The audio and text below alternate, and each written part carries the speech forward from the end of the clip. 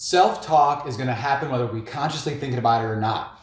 So you can let it drag you down or it can help lift you up. You might as well make it positive because research shows up to 15% improvement in performance and confidence with positive self-talk. Despite this, it's easier for most of us to beat ourselves up, especially when things get tough in a race. So by the end of this video, you are going to know the 5 simple steps of positive self-talk so you can improve your performance and your confidence when things get tough.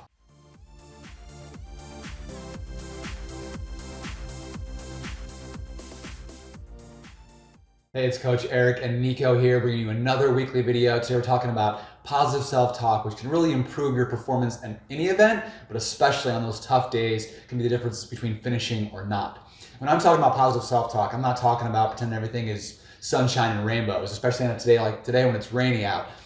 But it's more being realistic when things get tough. Even though your brain agreed with you to sign up for that race when you felt good sitting on the couch, in the race is going to want to avoid pain and help you feel better. So I don't know how many times I've thought to myself, I don't know if I can finish, my legs hurt so bad. And you've got to change that around to more positive and say, Eric, I know your legs hurt, but you are strong, you will finish. Now I know this seems so simple, but in a race it can be tough.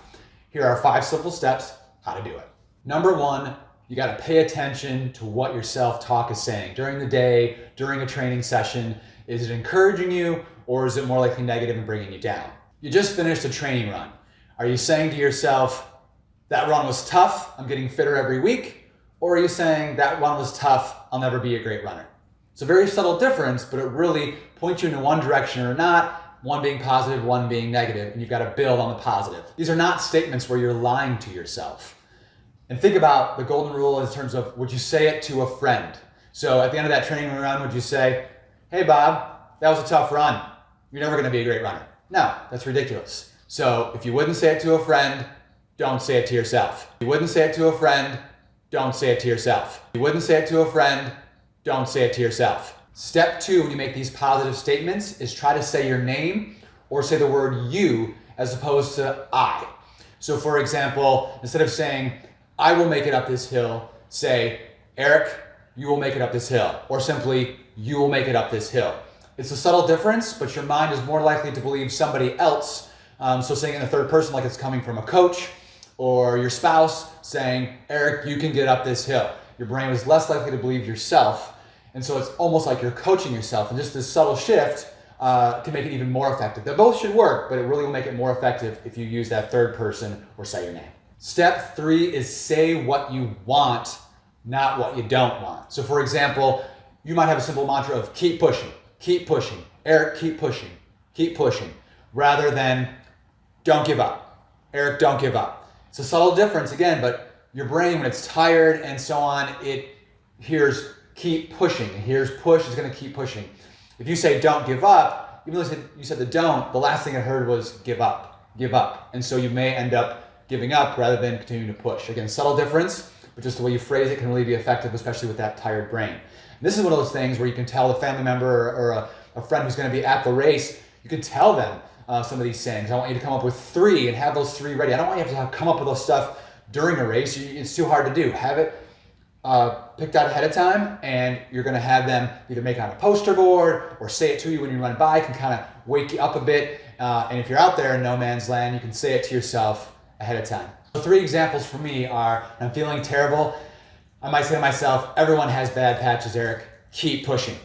Or when I'm getting passed a lot on the bike, I say, I knew I didn't prepare enough for the bike. Look at all these people passing me. I might say, these people are passing you. Let them go. You know you do better when you run. When you do your own race, you're going to get them on the run. One negative thought I caught myself doing before a race when the water looked kind of rough and it was freezing. I said, gosh, the swim is your worst leg of the triathlon. Why even start today? It's not going to be your best day. And instead, I thought to myself, the swim is tough. Focus on your form and you'll get through it. Head down, hips up. Head down, hips up. You'll get through it. Okay, pause the video. Write down at least 3 that you can use to have in your toolbox when you get out there on race day when things get tough. You didn't pause the video, did you?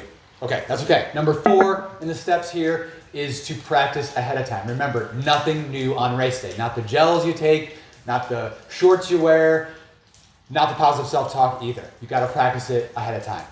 And step 5 is when you get there, repeat, repeat, repeat. Say it over and over and over if you need to. You get to the big beginning of that big hill, it's I will make it up this hill. I will make it up this hill. And to make it even more effective, what do?